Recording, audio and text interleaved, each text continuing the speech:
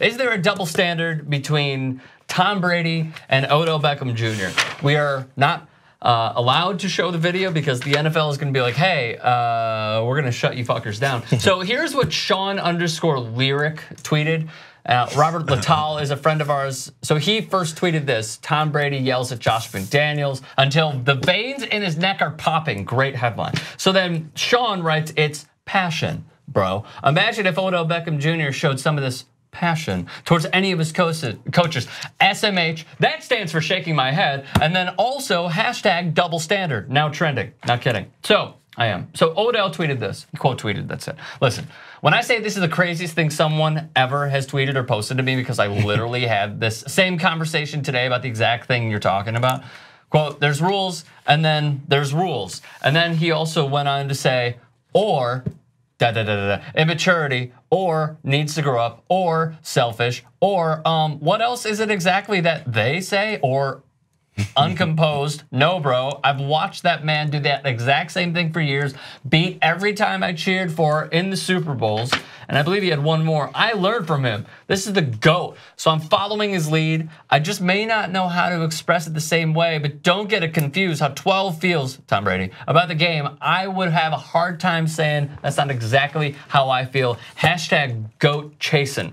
Double standard, yes or no? Absolutely. It's been that way since this guy emerged and had his improbable Super Bowl win.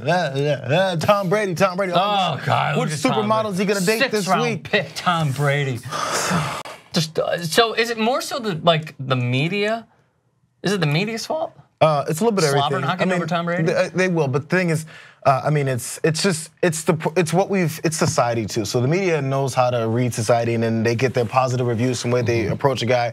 We're always looking for the next Joe Montana, the stereotypical quarterback who's quiet and to himself. He doesn't say anything, but he's so humble. You know that the video they always show of Tom Brady after he won the Super Bowl and he did this? Yes. Because he's so sweet. Oh, he's so amazed that he actually won. He had no confidence in himself. He just went out there and threw the ball around like we do in the backyard with Johnny. And next thing we know, he's a Super Bowl champion, beating the greatest show on turf. How amazing is Tom Brady? Tom Brady, I love you. Tom Brady can do no wrong until he screams at everyone on the sideline, which, as Odell Beckham pointed out, has been doing this for years. Not just as his coach, but as it's happened to Josh McDaniels twice. It happened to Bill O'Brien when he was there. It's happened to offensive linemen. He's thrown tablets. He's gotten in the faces of linemen, kicked over of garbage wide cans, receivers, kicked over screaming at people. And then when other people walking by, he turns around and yells at them. Now that's passion. That's a leader on the field. Terrell Owens is a pain in the ass, was disrupting teams. Should already be in the Hall of Fame. Yeah, by far. But yes. Terrell Owens is a pariah. Every wide receiver is a diva for yelling. When a wide receiver says, "Give me the damn ball," oh, what does he want the ball for? What's he want to do? Score a fucking touchdown? Yeah, that's for his fucking team. I can't believe this. But again, so in an undefeated season, wasn't that the season when they had Randy Moss?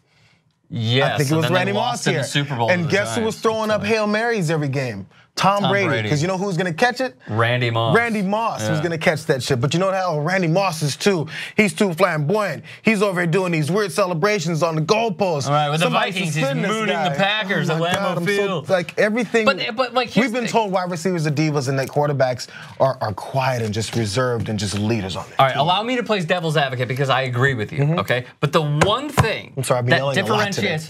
Shut up, Jayar. Don't apologize. So the one thing that differentiates Odell Beckham from Tom Brady, one incident, okay, is that Odell Beckham Jr. used the crown of his helmet as a weapon on Josh Norman. He did.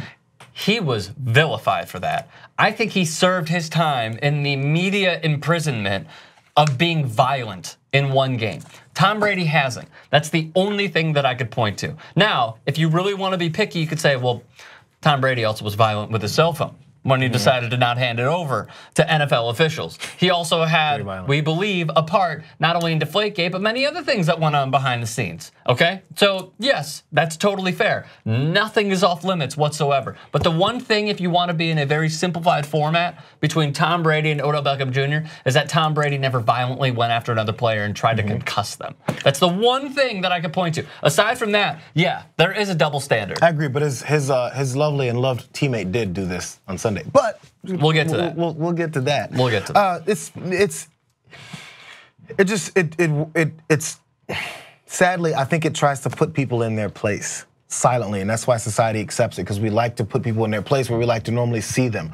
We don't like seeing, and with this just changed, we don't like seeing black quarterbacks lead teams. I remember in the 80s and even 90s, it was still like, I don't think they have. No. 3 years ago, Cam Newton.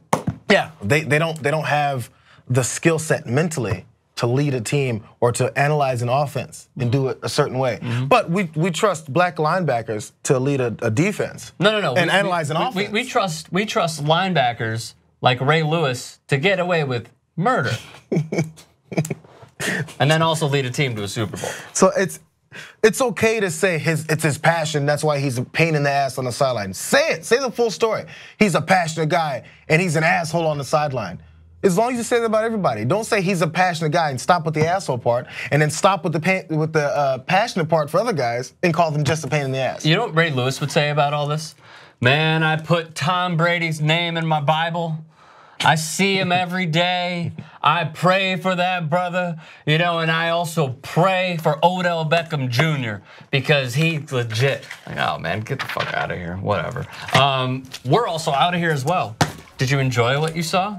Well, we certainly do hope so. That's Jayar Jackson. I'm Rick Strom. We'll see you next time.